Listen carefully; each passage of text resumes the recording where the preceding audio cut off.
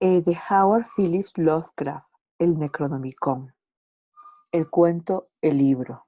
Mis recuerdos están muy desordenados. Dudo mucho de cómo se iniciaron, porque a veces tengo visiones horribles de los años que se extienden detrás de mí, mientras que otras veces parece como si el momento actual fuese un punto aislado de una infinidad informe y gris. Ni siquiera estoy seguro de cómo transmitir este mensaje. Aunque sé que estoy hablando, tengo la vaga impresión de que hará falta una extraña y quizá terrible mediación que lleve lo que digo a los puntos en que deseo ser oído. Mi identidad también es desconcertantemente brumosa. Me parece que he sufrido una tremenda impresión, que quizá la monstruosa consecuencia de los ciclos de mi experiencia única e indecible. Esos ciclos de experiencia derivan, por supuesto, de ese libro roído por la carcoma.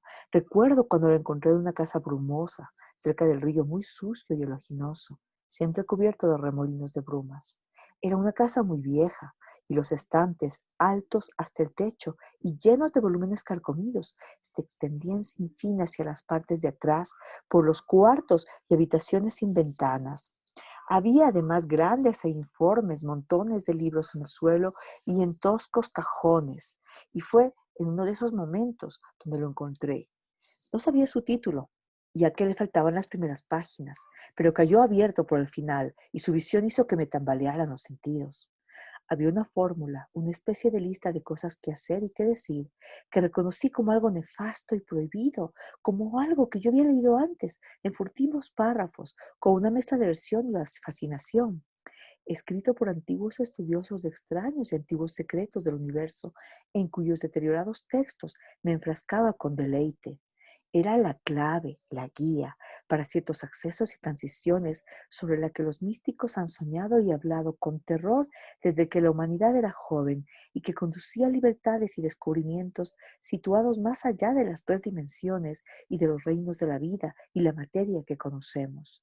Durante siglos, ningún ser humano había recordado en sustancia vital ni había sabido dónde encontrarla. Pero este libro era muy antiguo. No la prensa, sino la mano de algún monje medio loco había consignado aquellas ominosas frases latinas de uncial y sobrecogedora antigüedad. Recuerdo cómo el viejo me miró de soslayo, soltó una risita e hizo un signo cabalístico con la mano cuando me lo llevaba. Se negó a aceptar ningún dinero por él, y solo mucho después supe por qué. Mientras regresaba deprisa a casa por las estrechas, serpeantes y neblinosas calles del barrio marinero, tuve la horrible impresión de que me seguían unas pisadas furtivas y sordas. Las casas destartaladas y seculares a ambos lados parecían llenas de una fresca y morbosa perversidad, como si se hubiese abierto de repente un canal de saber perverso hasta ahora frenado. Me daba la impresión de que aquellos muros y salientes hastiales de ladrillo manchado y fungosas vigas y argamasa, con sus ventanas que me miraban de soslayo, como si fuesen ojos, con sus cristales en forma de rombo, se contenían a duras penas para no avanzar y aniquilarme. Sin embargo, solo había leído el fragmento más pequeño de esa runa blasfema antes de cerrar el libro para llevármelo. Recuerdo cómo leí por fin el libro, con la cara lívida, encerrado en el desván, donde durante tanto tiempo me había dedicado a extrañas investigaciones. El enorme caserón estaba en silencio, y a que no llegué hasta después de la medianoche. Creo que por entonces yo tenía familia, aunque los detalles son muy borrosos, y sé que había muchos criados. No recuerdo qué año era, porque desde entonces he conocido muchas épocas y dimensiones, y todas mis nociones del tiempo se me han disipado y rehecho. Leía a la luz de las velas, recuerdo el incesante gotear de la cera, y de cuando en cuando me llegaba de lejanos campanarios un repique de carrillones. Creo que escuchaba aquellos carillones con especial interés, como si temiese oír alguna nota ajena y remota entre los tañidos. Entonces sonó el primer ruido de arañazos y manoteos en la ventana de la buhardilla que se asomaba por encima de los tejados de la ciudad. Aconteció cuando leí a media voz el noveno verso de ese cántico primordial, y con un temblor supe qué querían decir, porque aquel que cruza las puertas adquiere para siempre una sombra y ya no vuelve a estar solo jamás. Yo había pronunciado la invocación, y el libro era ciertamente lo que yo había sospechado. Esa noche traspuse la entrada a un vórtice de tiempos y visiones distorsionados, y cuando la mañana se encontró en la habitación del desván, vi en las paredes y los estantes y los muebles lo que jamás había visto antes. Ya no pude volver a encontrar el mundo como lo había conocido. Mezclado con el presente, veía siempre algo del pasado y del futuro, y los objetos en otro tiempo familiares parecían extraños en la nueva perspectiva que captaban visión ampliada. Desde entonces he andado envuelto en un sueño fantástico de formas desconocidas y semiconocidas, y cada vez que cruzaba una nueva entrada, menos claramente reconocía las cosas de la reducida esfera a la que durante tanto tiempo había estado anclado. Lo que yo percibía a mi alrededor no podía verlo nadie, y me volví doblemente arisco y malhumorado por temor a que me tuvieran por demente.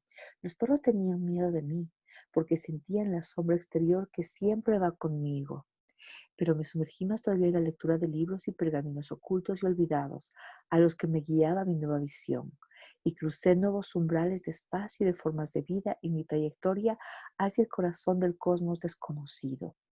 Recuerdo la noche en que hice 5 círculos concéntricos de fuego en el suelo y me encerré en su interior, entonando esa espantosa letanía que el mensajero de Tártana había traído. Las paredes se disolvieron y un viento negro me arrebató, arrastrándome a través de abismos grises e insondables, con pináculos de montañas desconocidas a millas por debajo de mí. Poco después sobrevino una completa oscuridad. Luego, la luz de miles de estrellas compusieron extrañas y desconocidas constelaciones. Finalmente, vi una llanura iluminada por un resplandor verde muy por debajo de mí, y distinguí en ella las retorcidas torres de una ciudad cuyas construcciones nunca había visto, ni leído, ni soñado yo. Y al acercarme flotando a aquella ciudad, vi en un espacio abierto un gran edificio de piedra y me invadió un miedo cerebral. Grité y me delaté, y tras un desmayo desperté otra vez en mi habitación del desván, tendido en medio de los 5 círculos fosforescentes del suelo.